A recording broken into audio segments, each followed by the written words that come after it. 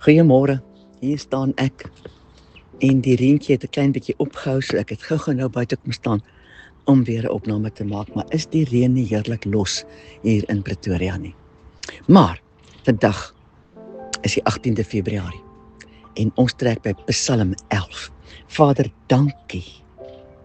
Dankie vir elke psalm wat koning Dawid vir ons geskryf het, maar ook vir Psalm 11. Ek bid in die naam van Yeshua dat U nou voor my uitgaan, dat U self vir elkeen wat ooit hierna sal luister, dat ons op U self sal wag. Ten spyte van wat U my hier laat bedien, Vader, dat elkeen self op U sal wag om te hoor wat dit is wat U elkeen van ons wil leer uit hierdie psalm. Ek vra dit in die naam van Yeshua, Vader, mag ons U soek bo enige iets anders in Psalm 11. Halleluja, amen. Psalm 11 is geskryf vir die musiekleier. Dis 'n psalm van Dawid en hy begin deur te sê: By die Here skuil ek. Hoe kan julle dan vir my sê, vlug na die berge soos 'n voël? Want kyk, die goddelose span die boog. Hulle het hulle pyl op die snaar reg gesit om in die donker te skiet na die opregtes van hart. En dit moet ons ook weet, dit geld vandag steeds. Die vyand wil skiet in die donker wanneer ons dit die minste verwag. En hy skiet na die hart van die opregtes. Daarom bewaar jou hart bo enige iets anders, né? Vers 3. As die fondamente omgegooi word, wat kan die regverdige doen? Die Here is in sy heilige paleis. Die troon van die Here is in die hemel. Sy oë sien, sy ooglede toets die mensekinders. Die Here toets die regverdige, maar sy siel haat die goddelose en die wat geweld liefhet. Vers 6. Hy sal op die goddelose vangnette, vuur en swaal laat reën. En 'n gloeiende wind sal die deel van hulle beker wees. Vers 7. Want die Here is regverdig. Hy het geregtigheid lief. Die opregtes sal sy aangesig sien. Let op vers 1. Koning Dawid begin met 'n verklaring. By die Here skuil ek. Is dit ook aan my en jou bekend?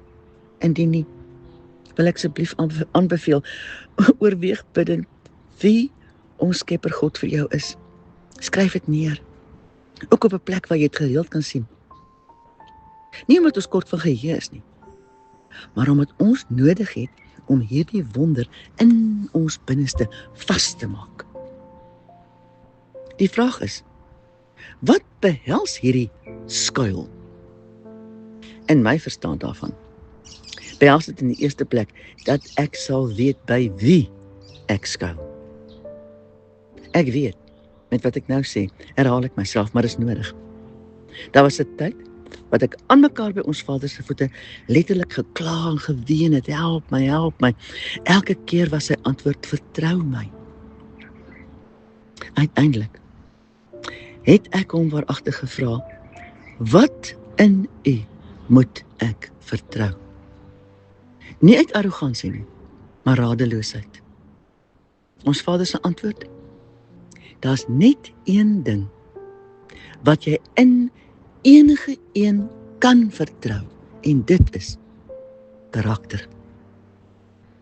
Hierdie is een van die belangrikste boustene in ons verhouding met ons Vader. As ons sy karakter nie regtig ken of verstaan nie, kan ons hom nie werklik vertrou nie. Eers wanneer ons verstaan wat sy karakter behels, sal ons verstaan wat hierdie sterk vesting waarin ons skuil behels.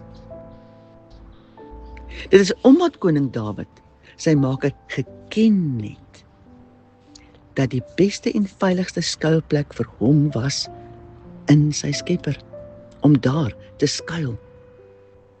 Die goddelose se doen en late het koning Dawid nie ontseën nie of bang gemaak nie. Sekerlik versigtig, ja, maar hoor mooi.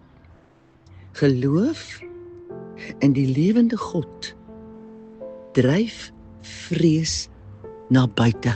Ek wil dit weer sê. Geloof in die lewende God dryf altyd vrees na buite. By hom, by koning Dawid, was daar geen vrees vir die boog van die vyand wat uit die donker kom nie.